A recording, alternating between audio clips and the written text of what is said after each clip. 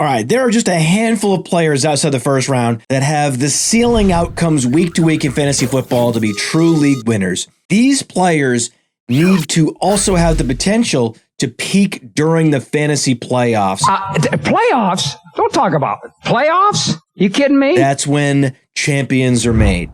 I'm going to give you 3 must-draft players. 1 in the early rounds, 1 in the middle rounds, and 1 in the later rounds. The first one is this guy, Tony Pollard. It all starts with Tony Pollard. Tony Pollard is your hero running back in the second round. When you're shopping for running backs, you need to do your shopping in the second round. He was last year's 0 RB league winner, and we're going right back to him this year. He was the RB8 in fantasy last year with Zeke on the roster, and the team added no touch competition in the entire offseason. This is a first-round running back with number 1 overall RB in fantasy in his range of outcomes. Dallas was top 3 in pace of play last year, but also top 5 in run plays per game, the only team that can say that. Dallas is the ultimate fantasy points-rich team environment. You take opportunity plus efficiency, that equals fantasy points. Tony Pollard had 1.84 yards per route run, which is top 5 among NFL running backs. So he is hyper efficient in the passing game. He was also top 5 in breakaway runs, top 5 in yards per touch, and top 10 in yards created per touch. So he's both efficient as a receiver and as a runner, and he's in the right environment, getting all the touches. He's a first-round back available in the second round. Jerry Jeudy is the next one. He averaged 8+ targets in the final month, including 140 air yards in a handful of games. He had 80+ air yards in 8 weeks last season. What's even more impressive, Jerry Jeudy had 1,500+ air yards in his rookie year. Now, Russell Wilson was a top 5 fantasy QB in both weeks without Nathaniel Hackett last year, and he averaged 24 fantasy points in those weeks. He's a perennial QB1, and he was responsible for Tyler Lockett's splashy 100-catch season.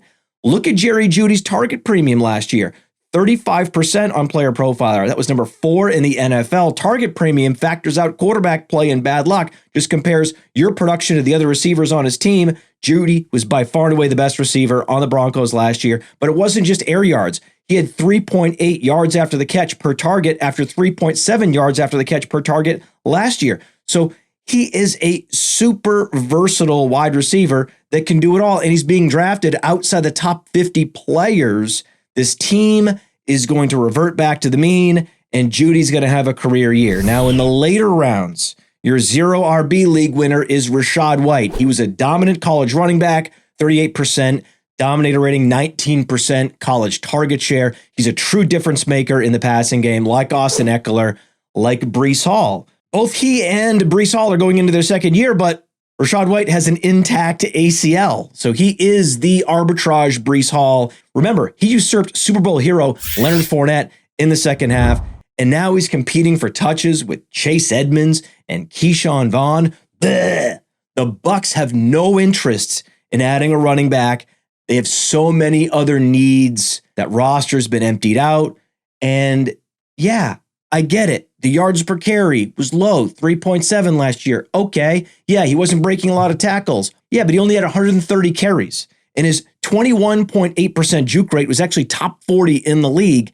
And he was set up to fail by a decimated offensive line. This year, Tristan Wirfs and the other offensive linemen that were hurt last year will be back. And the upside case is that Baker Mayfield, who's been playing hurt the majority of his career, simply exceeds expectations. That would mean more opportunities, especially in the red zone, for the NFL's best value workhorse back available in round 6, 7, even round 8. Now remember the fantasy playoff schedule. Look at Rachaad White. They're at Atlanta, then they're at Green Bay, historically a run funnel defense, and then the final 2 games of the fantasy football playoffs, both at home. Jacksonville in week 16, and then the hollowed out New Orleans Saints defense in week 17. Rachaad White is a must draft in fantasy football.